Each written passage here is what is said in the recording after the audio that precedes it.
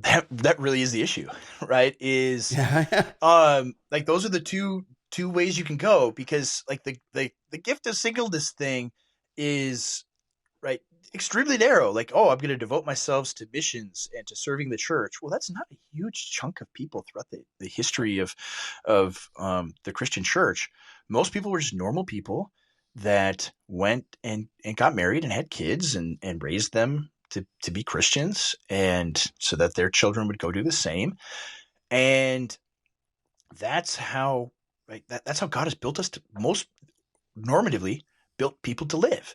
Yeah. And so you divert people away from that, well then what else are they going to do?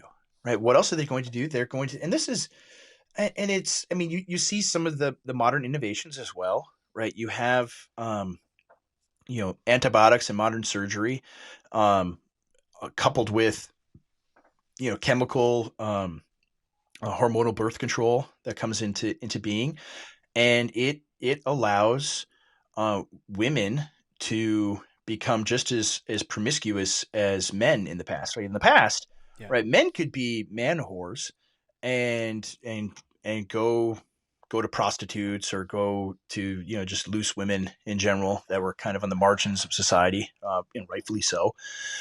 And they could do that seemingly without consequence, right? And so what feminism brought, and the sexual revolution brought is, right, we want women to be able to do the same thing.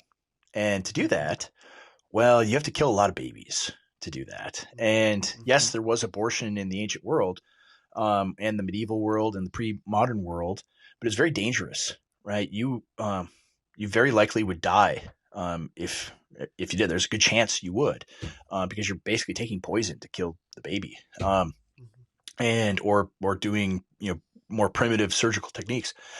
But with antibiotics and modern surgery, right now it's relatively safe for the mother. Mm-hmm. And on top of that, like your hormones prevent a baby from implanting in the womb. So this conceived egg, right, which is a human being, gets implanted in the womb.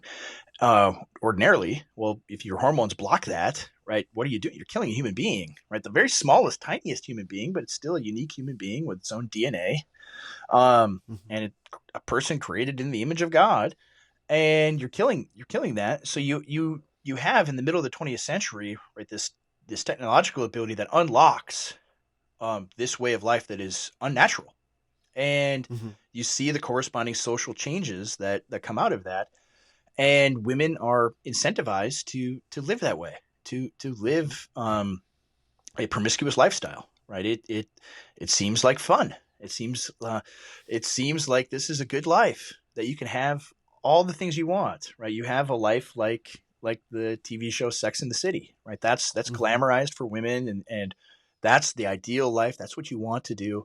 Um, and if you do those things, obviously, right, you can't have a household. You can't be a mother raising children.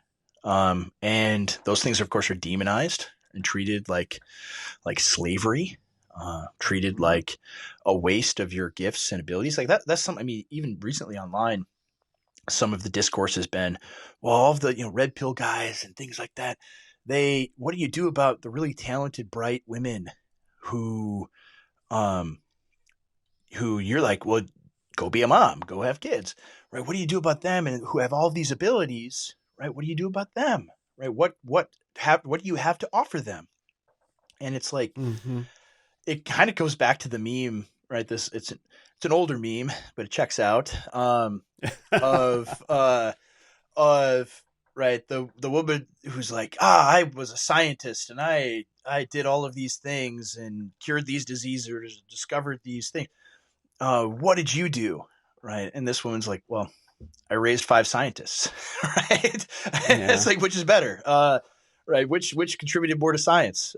Right. And it's that kind of thing. Like, it's better to have children, and have many children, and raise them up, train them, devote your life to them, devote all your talent and ability to that, than to go have a single solitary career of 40 or 50 years, and leave nothing behind after that, right? That's what you have to offer, right?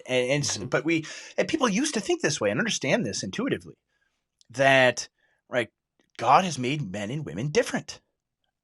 Yeah, that Now you've done it.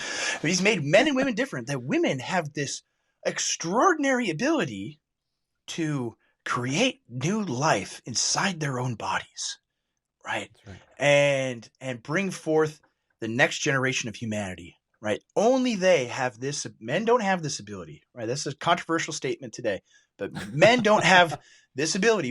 Only women do. And God has endowed them with this ability, and even like psychologically and physiologically, giving them different ways of understanding the world than men do. Right? We talk, you talk about like men are kind of autistic and rational and cold and heartless, right? They just think about things like this, boom, boom, boom, A, B, C, D. And women are much more emotional, right? They make decisions more emotionally. That's also a controversial thing. What do you mean? Yes, they do. And yes, you just proved it. Thank you. yes, you do. Yeah. And I mean, you see this also just in like group dynamics.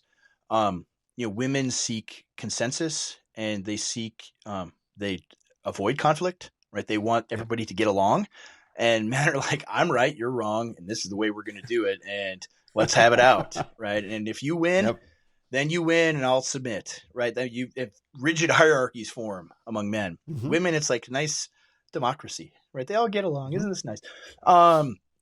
And so like that, there's a reason for that, because within the household, right, when you got a bunch of little people, right, you raise them to get along. You have matronly instincts where you have a much greater degree of empathy and care and love, right? Just built in, like in the hormones that are all throughout your body, right, exist this way. Women are unique compared to men, right? They're different, and that's the skill and ability and everything else. And yes, so if they're high IQ, well, guess what? You're going to raise high IQ children that have lots of abilities. Or if they're very athletic, well, guess what? You're going to have athletic children, or whatever it is. Like you're going to replicate yourself in these people. And people understood that, not just 100 years ago, but throughout all of time.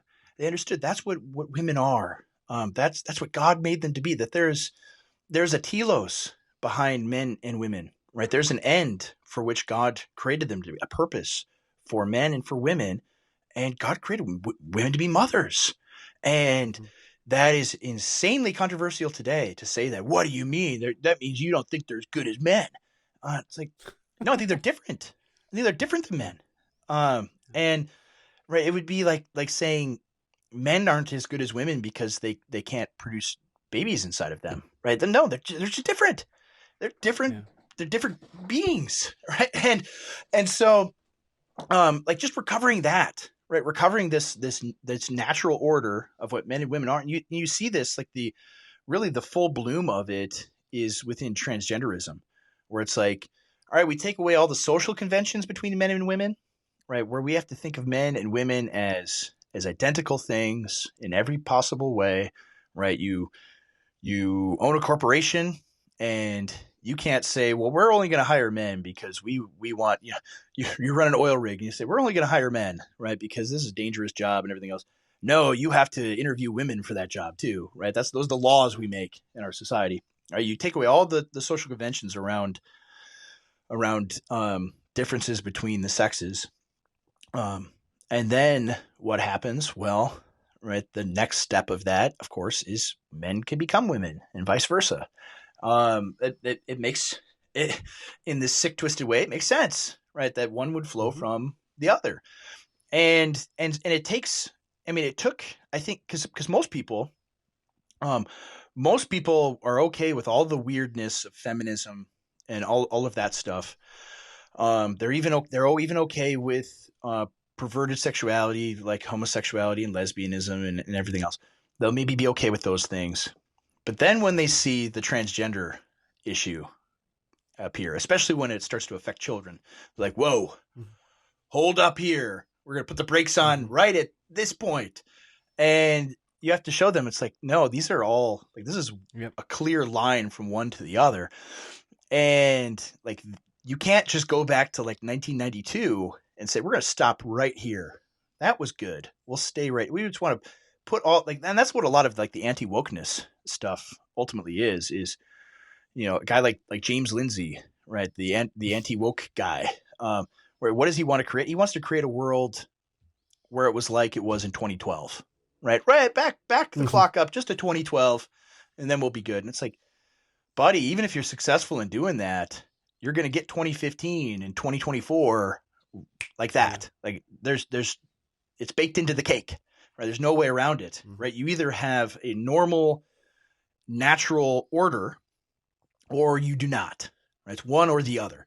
And Yeah. and so I think so. A lot of the thing, like I seems like I harp on in the book, the transgender issue a lot, and I do that deliberately because that's like the thing that like people can grasp hold of, where it's like, yeah, this is wrong, you're right, this is wrong, and it's like, yes, there's a direct line from this is a line I use in the book, like a direct line from Rosie the Riveter to right the gender queer goblin with pink hair that's actually a dude that's 400 pounds in a wig, right? That there's a straight line between those two things. Like it doesn't just stop somewhere. Now we have this nice liberal secular society, Star Trek style, right? Now, Mhm. no, we have this horrible dystopia, and it's this progression from one to the other, and it's there's no way to stop it reaching these ends, and like people have to understand that, and like the church doesn't really want to understand that because Yeah. we have made our peace with feminism. We've made our peace. Many evangelicals even have made their peace with homosexuality, and I'm sure Mhm. the same people will make their peace with transgenderism and whatever is next. And you have to say no. Not only are we going to stop here, but we have to go back to a normal order, and that's really painful